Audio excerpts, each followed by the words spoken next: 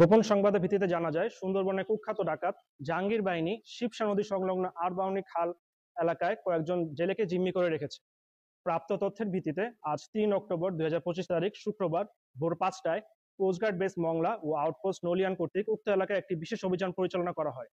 অভিযান পরিচালনাকালীন কোস্টগার্ড অভিযানিক দল ডাকাতদের আত্মসমর্পণের আহ্বানে ২ রাউন্ড ফাঁকা গুলি ছোড়ে। পরবর্তীতে ডাকাতরা বোট ও জিম্মিদের রেখে বনের ভিতর পালিয়ে যায়।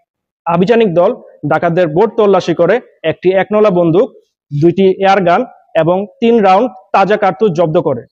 এ সময় জিম্মি থাকা ৪ জন জেলেকে উদ্ধার করা হয়। উদ্ধারকারী জেলেদের জিজ্ঞাসাবাদে জানা যায়, জাহাঙ্গীর বাহিনী সদস্যরা তাদের ১০ দিন ধরে জিম্মি করে রেখে মুক্তিপণ আদায়ের উদ্দেশ্যে নির্যাতন করেছিল।